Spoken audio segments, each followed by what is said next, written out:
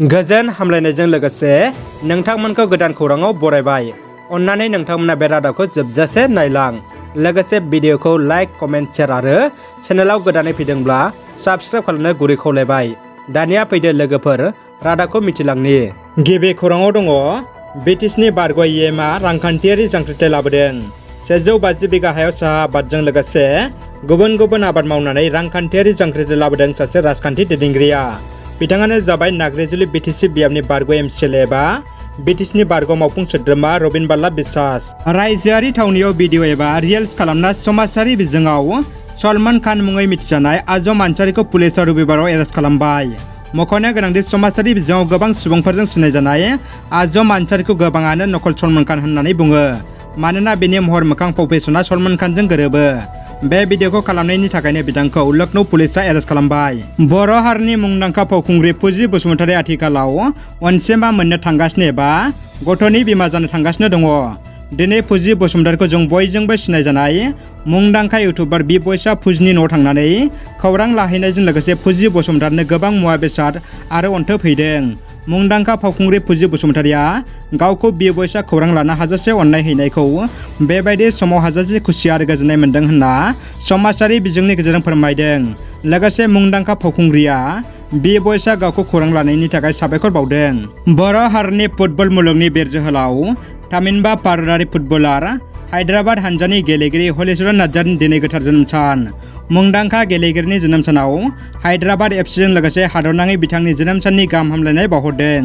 मख'नो गोनांदि मुंदांखा जोलुर गेलेग्रा हलिचरन नार्जारिया दिनैनि 10 मे खालाराव इं 1994 मायथाइयाव बिटिआरनि क'क्राझाराव जोनोम जादोंमोन।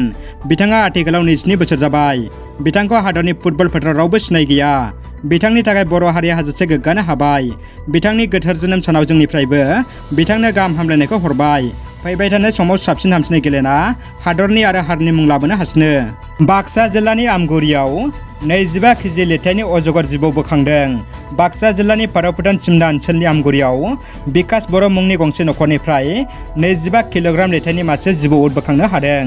फ्राय 25 फुट लावथाइ आरो 25 किल'ग्राम लिरथायनि जिबौआ बिकास बर'नि न'आव दोननाय दंफां थखथायाव एब्रेना दंमोन।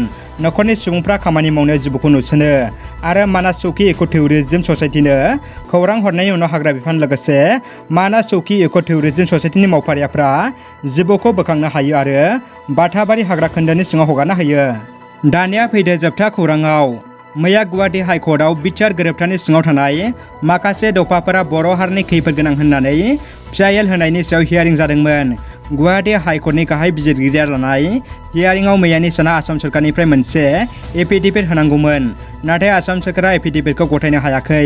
बे बाथ्राखौ लानानै हाइकर्टनि गाहाय बिजिरगिरिया बोराबो आरो आसाम सोरखारखौ फैगौ 20 मे खालारनि गेजेराव एफिडेभिटखौ गथायनो थाखाय बिथोन होयो।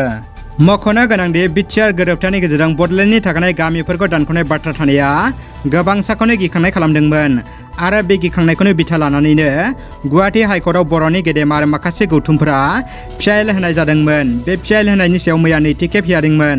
फैगौ 20 मे खालारनि गेजेराव आसाम सोरखारा एडभकेट जेनेरेलनि गेजेरजों एफिडेभिट होनांगोन आरो बे एफिडेभिटखौ होनो हायाब्ला बिनि सायाव मा राहा लायो बेखौ हाइकर्टआ लागोन होननानै बुंनाय जादों।